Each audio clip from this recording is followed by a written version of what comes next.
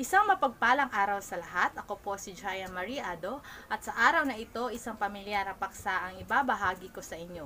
Ito ay tungkol sa wastong paggamit ng mga salita. Ang mga salitang ito ay madalas nating ginagamit sa mga pangungusap na binubuo natin sa pagkikipag-usap at maging sa pagsulat. Ngunit hindi pa rin natin alam kung paano ito gamitin ng tama. At nagdulot sa atin na kalituhan dahil pareho ang mga bigkas ng mga ito. Paano ba gamitin ng wasto ang nang at nang, kung at kung, daw at raw, at din at rin?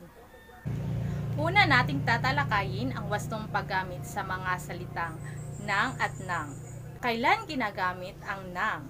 Ginagamit ang nang kapag sinasagot ang tanong na paano. Narito ang mga halimbawang pangungusap. Una, sumagot ng pabulong si Kong sa kanyang ina. Tanong, paano sinagot ni Kong ang kanyang ina? Sagot, nang pabulong. Ipinapakita rito ng nang ang paraan ni Kong sa pagsagot sa kanyang ina. Pangalawang halimbawa, nagdasal ng mataimtim si Chloe. Tanong, paano nagdasal si Chloe? Sagot, nang mataimtim. Ang nasa pangungusap ay tumutukoy sa paraan ni Chloe sa pagdarasal. Narito naman ang pangalawang wastong paggamit ng nang. Ito ay ginagamit bilang katumbas ng upang o para. Halimbawa, halina at pumasok sa eskwela nang tayo ay may matutunan. Tanong, bakit tayo papasok sa eskwela? Sagot, nang tayo ay may matutunan. Ang gamit ng nang sa pangungusap ay upang ipakita ang dahilan sa pagpasok sa eskwela. Pangalawang halimbawa, kausapin mo si V nang malaman mo ang gagawin ninyo sa proyekto. Tanong, bakit mo kakausapin si V? Sagot, nang malaman mo ang gagawin ninyo sa proyekto. Ang nang sa pangungusap ay tumutukoy sa dahilan kung bakit mo kakausapin si V.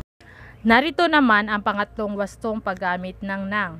Ito ay ginagamit bilang kasing kahulugan ng salitang noong. Halimbawa, nang siya'y dumating, nagsimula na ang pulong. Ang nang sa pangungusap ay tumutukoy sa panahon kung kailan nagsimula ang pulong. Pangalawang halimbawa, umaga nang barilin si Rizal.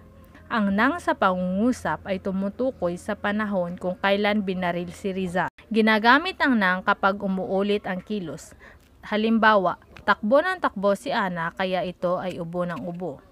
Mapapansin ninyo na ang salitang nang ay nasa gitna ng dalawang pandiwang takbo. Ang gamit ng nang ay upang maipakita na mayroong pag-uulit ng kilos sa loob ng pangungusap. Ang pandiwang inuulit o salitang kilos ay ang salitang takbo. Ngayon naman ay ibabahagi ko sa inyo ang wastong gamit ng nang.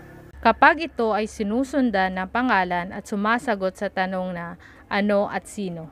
Halimbawa, bumili ng lapis si June.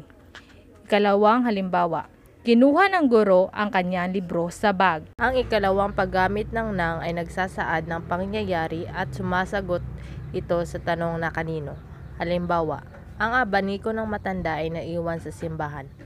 Ang nang ay nasa pagitan ng dalawang pangalan, abaniko at matanda. Ang pangalan kasunod ng nang ang nagmamay-ari sa naunang pangalang nabanggit, iyon ay ang matanda. Ngayon ay dumako naman tayo sa pangatlong wastong gamit ng nang kapag sinusundan ng pang-uri o mga salitang naglalarawan. Halimbawa, kumuha ng mainit na ulam sa kaldero si V. Ang nang ay sinusundan ng salitang mainit, pang-uring panlarawan na naglalarawan sa ulam. Pangalan. Ang pang-apat na wastong paggamit ng nang ay tumutukoy sa ugnayan ng tao. Halimbawa, ngayon ikakasal ang ate ng kaibigan ko. Ang nang ay tumutukoy sa ugnayan ng dalawang pangalan na nabanggit. Kuya pangalan, kaibigan pangalan. Paano ba gamitin ng wasto ang kung at kung? Ang wastong paggamit ng dalawang salitang ito ay mahalaga. Kadalasan sa pagsulat nagkakaroon ng pagkakamali sa paggamit ng kung at di gaano sa pagsasalita sapagkat halos magkatulad ang kanilang tunog sa pagbigkas. Subalit malaki ang pagkakaiba ng dalawa. Ang kung ay ginagamit na pangatnig sa mga sugnay na di makapag-isa sa mga pangungusap na hugnayan. Sa salitang Ingles, ito ay if. Halimbawa, kung ako na lang sana ang napahamak at hindi siya. Babagsak ang aking grado kung hindi ako mag-aaral ng mabuti. Ang kung naman ay buhat sa panghalip na ko at nilagyan lamang na pang-angkop na nang sa pagkikiugnay sa salitang sumusunod. Halimbawa, hahayaan kong masaya ka sa iyong pinagkakaabalahan. Pinili kong maiwan sa bahay dahil gusto kong magpahinga. Sa makatuwid, ang ko ay nagiging kung dahil sa pag-aangkop, samantalang ang kung ay talagang iisang salita at ito ay isang pangatnig ng hugnayang pangungusap. Ngayon naman ay ibabahagi ko sa inyo ang wastong paggamit ng daw at raw, din at rin.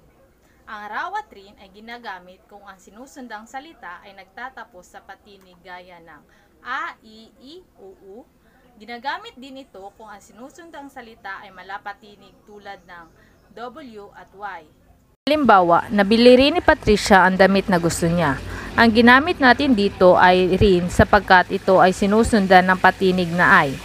Pangalawang halimbawa, ikakasal na raw sina Pat at Keng sa isang buwan. Ang kalabaw rin ni Mang Jose ay masipag. Nag-away raw ang mga bata. Kung mapapansin natin, dahil nagtatapos ang salitang kalabaw at salitang nag-away sa malapatinig na W at Y, ang ginamit natin ay rin at raw. Gagamitin ang din at daw kung ang sinundang salita ay nagtatapos sa katinig. Kapag nagtatapos sa ra, ri, ru, raw at ray ang sinusundang salita. Din at daw ang gagamitin sa halip na rin at raw. Halimbawa, yayaman din tayo balang araw. Ano ang sinundang salita? Yayaman. Sa anong letra nagtatapos ang yayaman? Sa N. Ang N ay katinig kaya ang gagamitin natin ay din. Pangalawang halimbawa, saan daw tayo kakain? Ano ang sinundang salita? Saan. Sa anong letra nagtatapos ang saan? Sa N. Ang N ay katinig kaya ang gagamitin natin ay daw. Ang mga salitang ito ay kailangan nating gamitin ng wasto dahil tayo ay Pilipino. At bilang Pilipino, kailangan nating maging mahusay sa paggamit ng ating sariling wika, ang wikang Filipino. Naway natuto kayo sa aralin natin ngayon. Dito nagtatapos ang ating talakayan. Hanggang sa muling pagkikita. Paalam!